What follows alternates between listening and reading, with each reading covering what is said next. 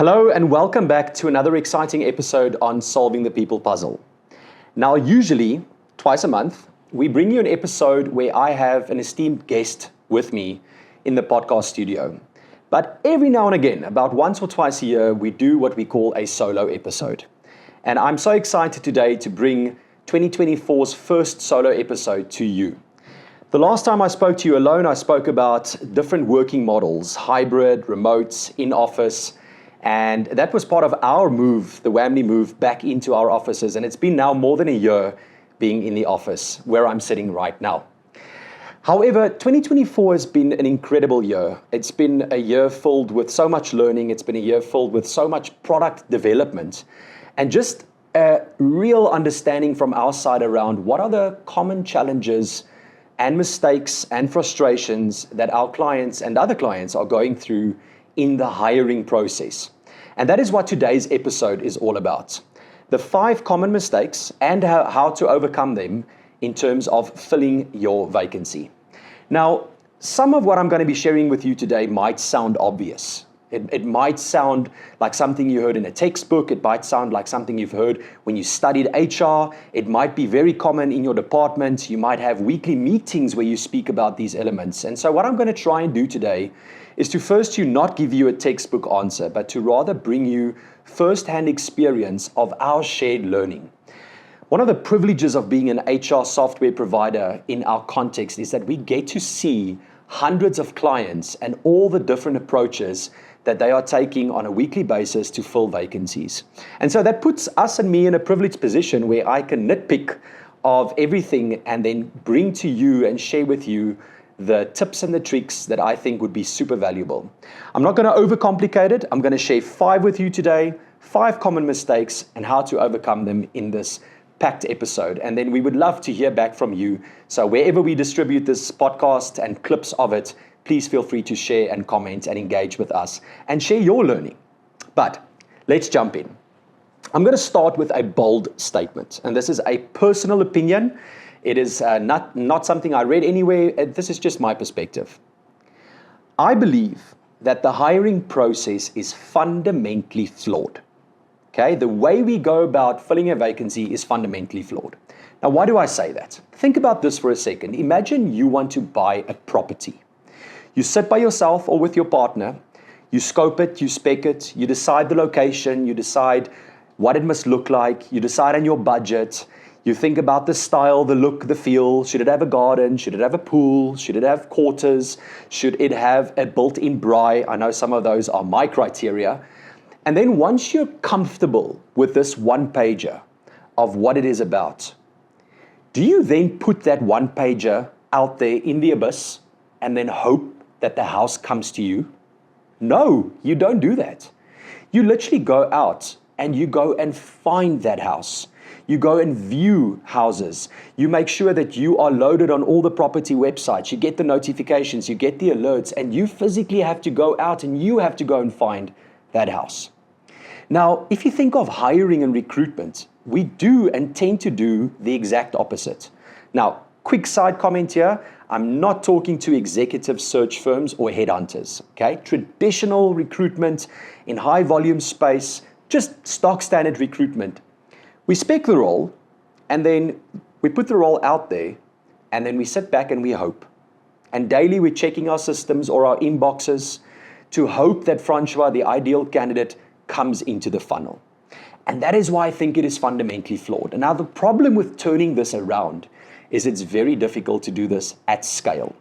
And so part of what I'm going to be sharing with you today in terms of common mistakes is going to touch on how to change the mindset and the thinking around how to go about doing this in a better way. Not the perfect way, not the right way. Hiring people will never be perfect. There's a lot of science and methodology in it, but you will always be left with nuance, and that's why we have onboarding. But let's start at the top.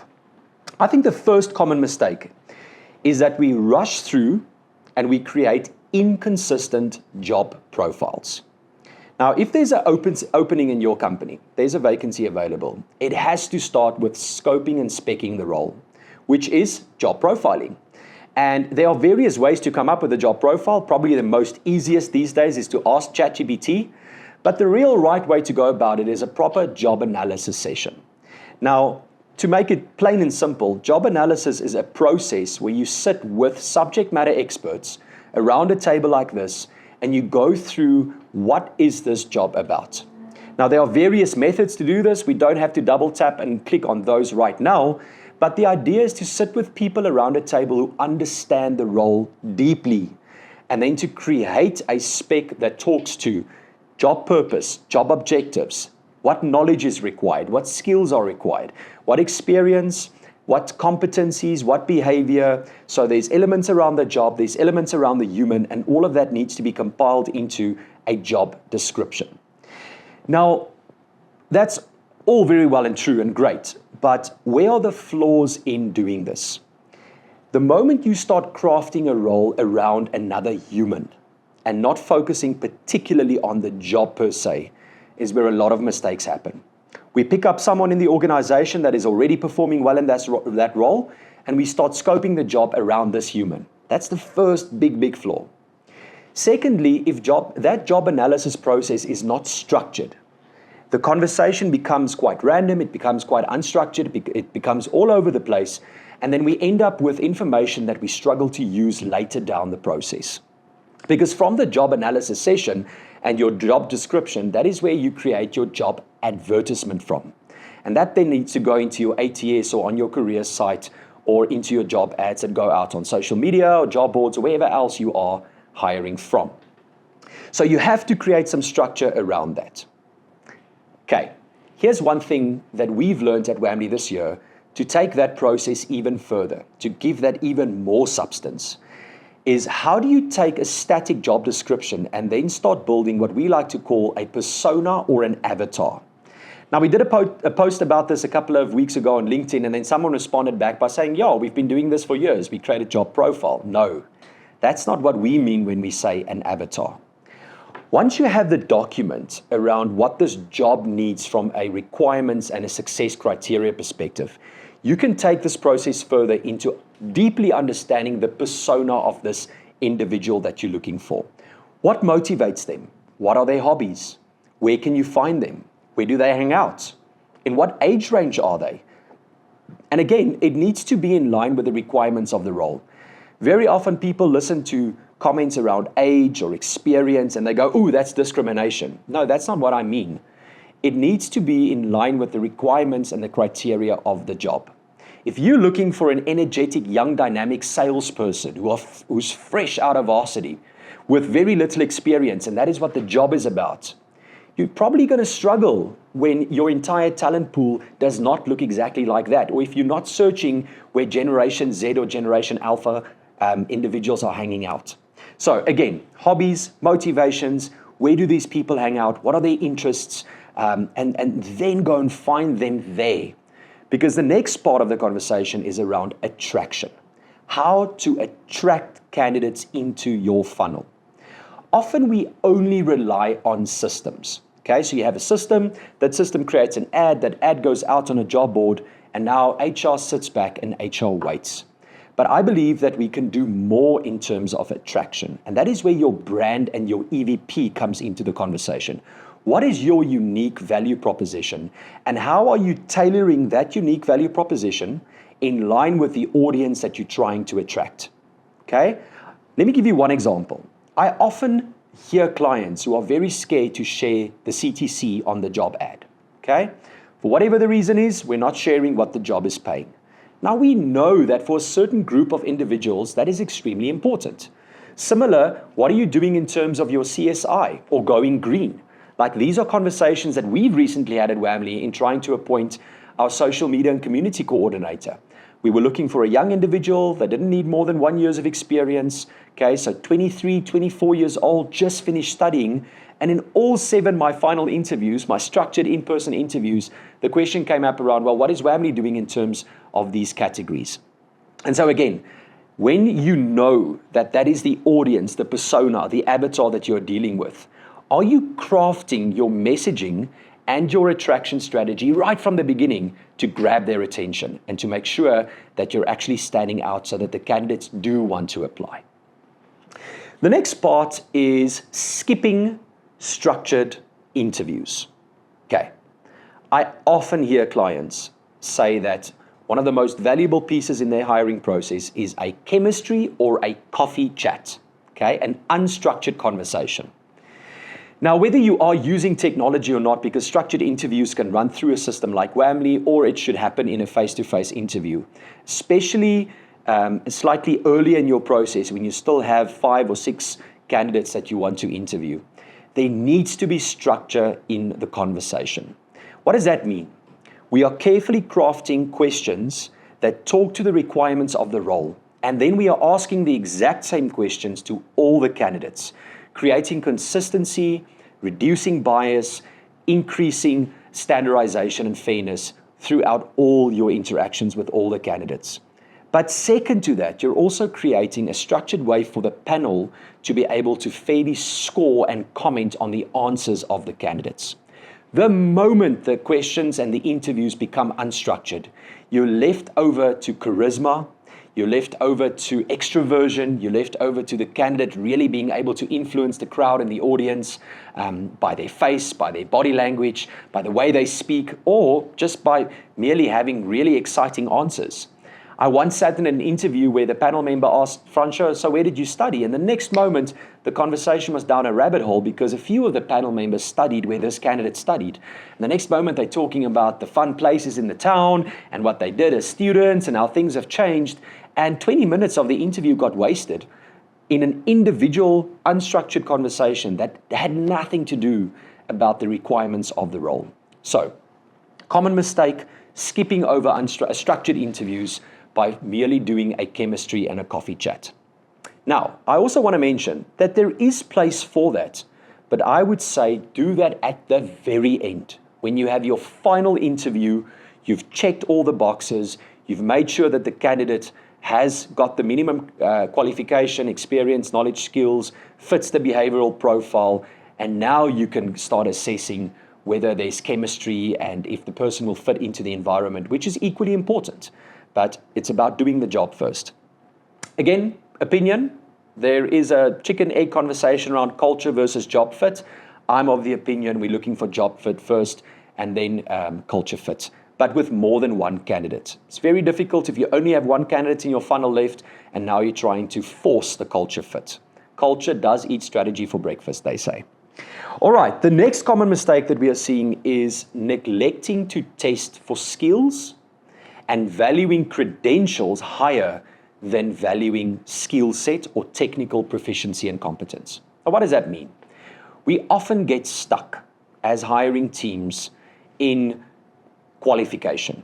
Okay, what are my credentials? I've got the master's, I've got the PhD, I studied here, okay, I'm this sort of person, I'm registered at that board, and we neglect hiring for skills. In fact, earlier in the year, we did a presentation on the top 10 HR trends in 2024. And one of the trends is the surge of skills-based hiring and how increasingly more important it's becoming to hire for skills, especially in the age that we're living in now and how the world of work has changed. And so don't fixate too much on credentials, except to get the person through the door. Let me make it practical. I'm an industrial psychologist, right? I need a master's degree and I need to be registered with the HPCSA of South Africa. But that's only going to get me through the door. From there, that should not influence the hiring process if you have all your industrial psychs in your funnel who check those boxes, okay?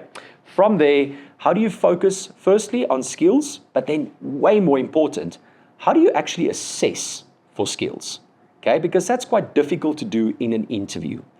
And that's why one of the things that we do here at Wamly and in our software is to think of it as a selection matrix, where you are weighing these categories and then specifically zooming with different methods into assessing for these categories. So you've got the one-way video interview assessing, you've got the psychometric assessments assessing personality and competence, you've got cognitive ability assessing, but then we like to do a work sample or a take-home technical exercise. Okay, so this is something that we do to test for technical skills and proficiency. And you're then able to sit with your line managers, craft a technical test. There's software online that you can subscribe to that have off-the-shelf technical tests, but definitely make sure that you weigh technical competence and assess for it in your hiring process. A business case presentation where the candidate had 48 hours to prepare for, and they can deliver that either through software or do it in person, is another way of doing that. For our developers, we give them a send-home technical coding test where they need to go and perform code, and then our head of development reviews that code. For our social media and community manager, we sent them an assignment, and we asked them, how would you respond on these posts on social media? How would you write a caption for this picture? What would you respond to in this newsletter and article to really see their technical proficiency? Send us your profile on Instagram so that we can see what your Instagram looks like at the moment. So again, understanding the role, understanding the requirements, and then not overemphasizing credentials over skills. And then the last one I want to share with you is around failing to provide a great candidate experience. This is a common mistake we see, especially in the high bulk, high volume space, where candidates apply, never hear back why they weren't successful, or they do move through the funnel, but the experience takes extremely long, in some cases up to weeks, 50, 60, 70 working days. They have to log into multiple systems, submit the same information over and over again. And there's a problem with this. Candidates are way more than candidates. They are consumers. They are users of your brand. They engage with your brand. They speak about your brand. They're on social media themselves. And so we have to focus on what is the candidate experience and how are we giving a great candidate experience. Now, here are some tips around how to do this.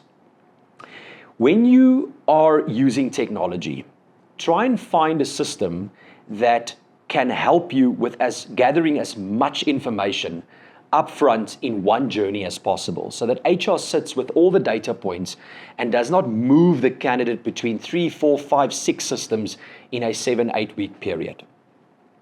Reduce the number of duplication in your process. So if you're asking for a CV, ask for it once. If you're asking a candidate to submit documents, ask for it once. If you're asking them to log into some place, ask for it as little as possible. Feedback. That is such a critical part of ensuring it's a great candidate experience. People just want to know what's going on. They just want to understand where they're at. Are they successful? If not, when can they hear back from you? When can they expect a response? And you don't have to make it highly personalized by having someone phone 3, 4, 500 people. But what we do through the Wamly tech is we send a WhatsApp with a video. And that video is at least a human in WhatsApp sharing with the unsuccessful candidate the themes of why people typically were rejected in this role. And so at least the candidate can watch a human speaking to them through a WhatsApp video, explaining what were some of the themes around why people were rejected. And then give them the opportunity, if they're still unsure, to reach out to you, even if it is via a WhatsApp. It's way more than not hearing anything back. I think the worst that we can do is, if you haven't heard back from us in 2 weeks, accept that you weren't successful. Like, that is not really leaving any sort of experience for the candidate that they can take back and go and improve themselves or understand why they weren't successful. Now, again, easier said than done, but there are some ways to standardize it, leverage the technology, and create some sort of experience. However, when you're left with your shortlist, 3, 4, 5 candidates, and they are now physically engaging with you, be quick to respond. Give them feedback within a couple of days. Even if the answer is you weren't successful and these are the 3 reasons why. Candidates appreciate that. They appreciate it, and you want those candidates to still be brand ambassadors even if they weren't successful. So those are some of the tips that you can do. I think in closing, a couple of final comments that we've seen and we are regularly seeing now is that you can nail every one of these things, from creating an avatar, understanding where to shop and go and find these candidates, using and leveraging your EVP to attract them, having a structured process to reduce bias, and giving a great candidate experience. One of the biggest issues that we are seeing and one of the biggest challenges that we are seeing at the moment is that if you're doing all of this, but it's all across multiple systems, your data is not in one place. You are struggling then to make data-driven, informed decisions because the data is sitting in 4, 5, 6 systems or in different spreadsheets or in different inboxes. And now you're really struggling to pull all of this together to leverage and help you gain some insights in terms of how to improve and create more efficiency in your process. So that's one thing that we are focusing heavily on, and I would encourage you to do too, is to understand and try and find a way that your data is sitting in one place. Imagine a world where you have all your documents, your form fields, your video interview, your psychometric assessments, your background checks, all of that living in one place. That will allow reduction in time to hire, improve the quality of decisions, but also upon referring back and using the data further down the life cycle in terms of onboarding and personal development and succession planning, you want all of that data in one place. So that's a critical one point I want to mention at the end of this conversation. Thank you so much for listening. Thank you so much for tuning into the solo episode. I hope you found this valuable. If you agree or disagree or want to add, please engage with us on all social media platforms where this will be distributed. I love sharing with you. I love sharing insights with you, but I love hearing feedback from you. Here at Wamly, we really value feedback as a gift, and so please continue to give us that feedback, engage with us.